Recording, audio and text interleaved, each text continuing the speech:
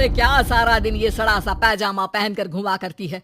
अरे कभी चुन्नी वाला सूट भी पहना कर। चुन्नी वाला सूट उसमें कौन सा बड़ा काम है, ये लो। राधा अंदर जाती है, पजामे के ऊपर ही कुर्ता और दुपट्टा डाल आती है। हैप्पी सासू माँ, अब तो पैजामे से कोई दिक्कत नहीं है ना? सास राधा को देखती है। हाँ कोई दिक्कत तो नहीं, लेकिन बहू तो बहू की तरह ही अच्छी लगती है ना। अरे बिंदी लिपस्टिक लगाया कर। अगले दिन राधा पजामे के ऊपर ऊंची सी साड़ी पहनकर तैयार होकर आती है। सासू माँ, चाय ले लीजिए। अरे राधा, ये क्या झोकर बनी हुई है।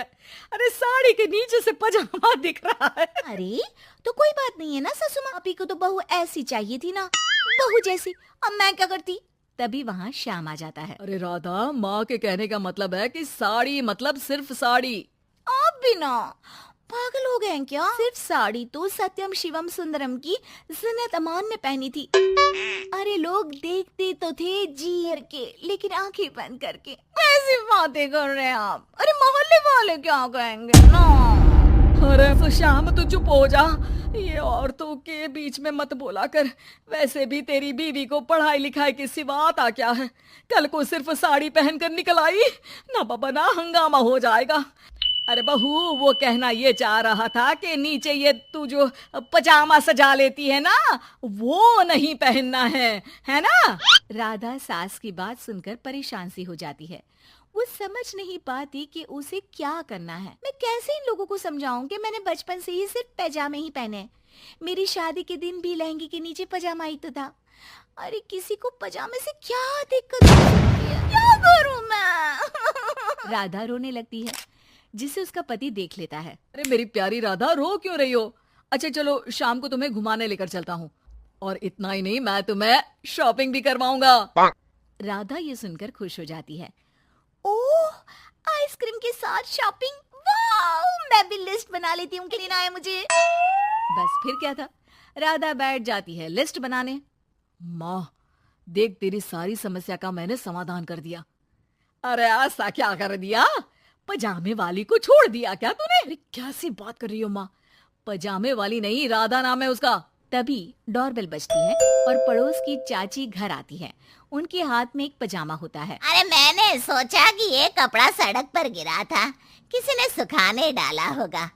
अब ना ये पेटीकोट जैसा था, ना ही पतलून जैसा।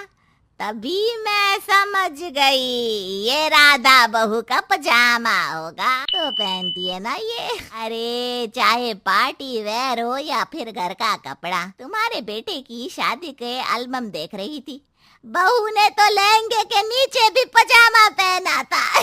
ठीक है चाची, दे दिया ना पजामा। अब पजामा पुराण मत सुनाओ, चली जाओ। चाचा जी के खांसने की आवाज आ रही है, जाकर पानी दे आओ उन्हें। अरे जोरू का गुलाम जा रही हूँ मैं। चाची के जाने के बाद अरे अड़ोस पड़ोस वालों को बोलकर क्या फायदा होगा बेटा? अब तो घर मशहूर हो जाना ही है पजामे वाली बहू के नाम से। तभी वहाँ ससुर आ जाते हैं। अरे वो पीछे वाले घर के शर्मा जी ने तो घर के पोस्टल एड्रेस में यही लिखना शुरू कर दिया है, पजामे वाली बहू के घर के पीछे गली नंबर 7। अरे बस आ गए तुम, दुकान आज जल्दी बंद कर दी। अरे क्या करूं, ये टाइट पैंट पहनकर बैठा नहीं जाता दुकान में। ज्यादा देर हुई तो थोड़ी देर पीठ सीधी करने घर चला आया। वैसे आज माँ बेटा साथ में क्या बातें कर रहे हैं? हाँ अरे हाँ, बातों से याद आया, बोल रहा है कि पजामे वाली प्रॉब्लम का सलूशन ढूंढ लाया है।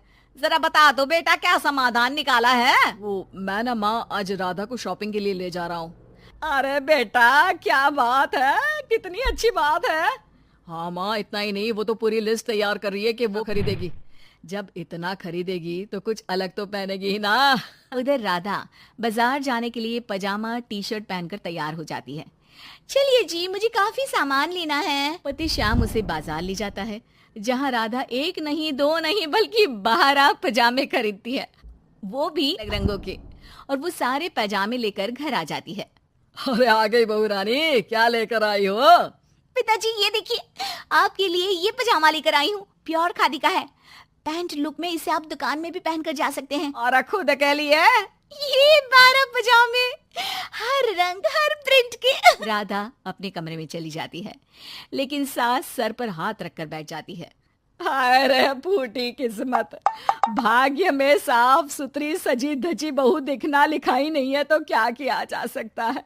अरे बाजार गई भी तो क्या लेकर आई ये सड़े पैजामे। राधा इस बार फिर सास का रोना सुन लेती है। मैं क्या करूं भगवान, साड़ी में डर लगता है कि कहीं फंस कर गिर न जाऊं। माँ जी को पजामे से नफरत है, लेकिन एक अच्छी बहू होने के नाते मैं अपना पहनावा माँ जी के लिए जरूर बदलने की कोशिश करूंगी। हाँ भगवान जी। अगले दिन राधा बिना पजामे वाली साड़ी पहनकर सास के पास खड़ी हो जाती है। हाय रे, सूरज आज कहाँ से निकला है। अरे राधा बहू ने साड़ी पहनी है, वो भी पजामे के बिना। अरे बहू तू तो राजकुमारी लग रही है। अरे लेकिन एक जगह खड़ी क्यों है। माँ जी इसलिए कि मैं गिर सकती हूँ। अरे हाँ जी, हमने तो 4 तल्ले के मकान को एक रखा था, ऊपर नीचे सारा घर संभाला था, वो भी साड़ी में। अरे कैसे गिरेगी तू, मैं भी तो देखती हूँ। जा छत से कपड़े लेकर आ। ना माँ जी मुझसे नहीं होगा, मैं गिर जाऊंगी साड़ी में फंसकर। लेकिन सास नहीं मानती और राधा को साड़ी पहनकर छत पर जाना पड़ता है। लेकिन जैसे ही वो सारे सूखे कपड़े लेकर उतर रही होती है तो सीढ़ियों से गिर जाती है। फिर क्या, इनको काफी गहरी चोट आई है, लगता नहीं कि। डॉक्टर साहब ऐसा मत बोलिए। अरे सारी गलती मेरी है डॉक्टर साहब, मेरी बहू को बचा लीजिए। अरे हाँ वो बच जाएंगी, लेकिन चोट भरने में देर लगेगी। धीरे राधा ठीक हो जाती है और एक दिन जब पहली बार वो ठीक होकर कमरे से बाहर निकलती है तो देखती है कि सास ससुर पति सब पैजामे पहनकर खड़े होते हैं। देखा बहू कैसा लग रहा है ये पैजामा। वैसे बहू सही में ये बड़ा कंफर्टेबल है। हाँ अरे अब तो इसे पहनकर मैं इतने आराम से दुकान में बैठता हूँ कि कितने ही ग्राहक क्यों ना आ जाए, फटाफट काम होता है। मुझे माफ कर दीजिए माँ जी, मैं साड़ी पहनने की पूरी कोशिश करूंगी। अरे ही बहू मुझे माफ कर दे, घर के लिए मेरे लिए बहुत त्याग किया। बेटा इंसान पहनावे से नहीं बल्कि अपने कुशल व्यवहार से सबका